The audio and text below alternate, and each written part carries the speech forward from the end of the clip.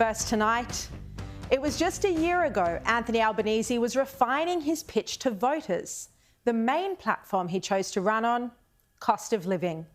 Voters were told over and over life would be easier under a Labor government. Labor pledged power bills would be cheaper by $275 a year by 2025.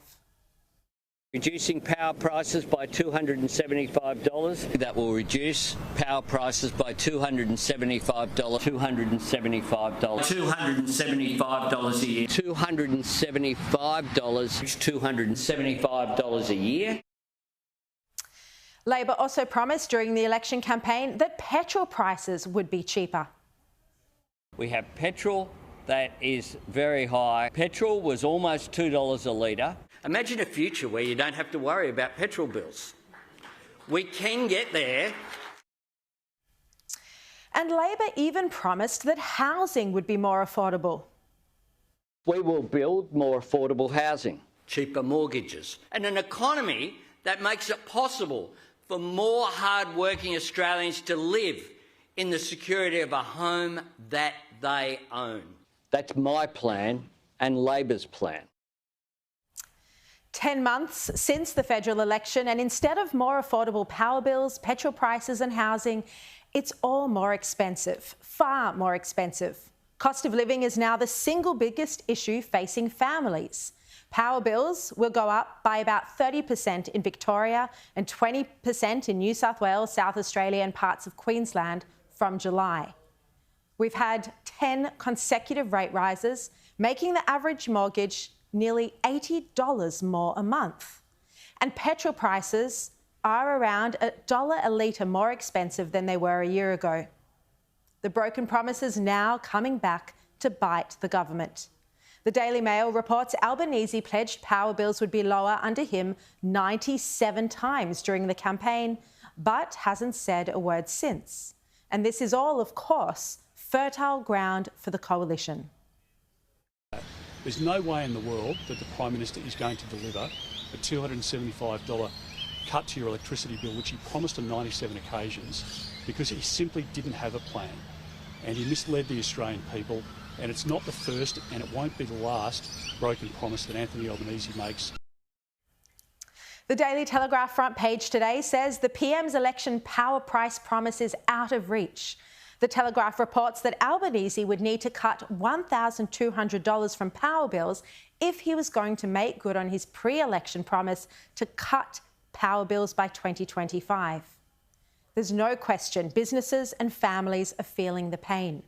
An Italian restaurant owner went public to speak about he was forced to close his restaurant because of the rising cost of living and the cost of wages. His story was so heartfelt, it even made the presenter cry. Our cost of living has gone up, our supplies went up, interest rates went up, everything, it was just becoming unbearable. This nation was built by mum and dad operations like us, working hard to get to where we wanted to go. You know, don't worry about looking popular, mate. Worry about small business and how you can save us. Because we are all a victim of circumstance. I was a loved restaurant. The community loved us. We did all the basics. We were on top of it, but still we lose. And it's just not fair. Rocky, I'm so sorry for everything you're going through, and it is your passion. As you said, you are a loved institution in the Shire, and I hope the leaders are listening to you today. But there's been no acknowledgement or apology from the government about the broken promises or the fact high inflation is now crippling businesses. Instead, Chris Bowen seemed to say that we should all be grateful. Even with these massive price hikes, he's still claiming a win. Bowen claims the Albanese government's intervention to cap coal and gas prices has reduced price rises by between $268 and $530 for power bills. I mean, you can't complain about high energy prices and then vote for higher energy prices. The reality is this: Labor should never have promised to lower the cost of living. They knew their promise was a fantasy because it was clear at the time that rising inflation was going to make life more costly. Shadow Energy Minister Ted O'Brien says it's disgusting to see Labor pat itself on the back on the very day we learned power prices would yet again rise.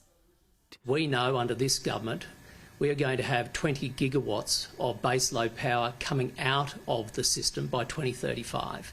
This premature closure of baseload power is going to cause only greater problems moving forward. As Australians are struggling, this is the last thing they need, to know that it's going to cost them even more money than it has been to use electricity. This is the opposite of what the government had promised. Their policies aren't working and they need to be held to account.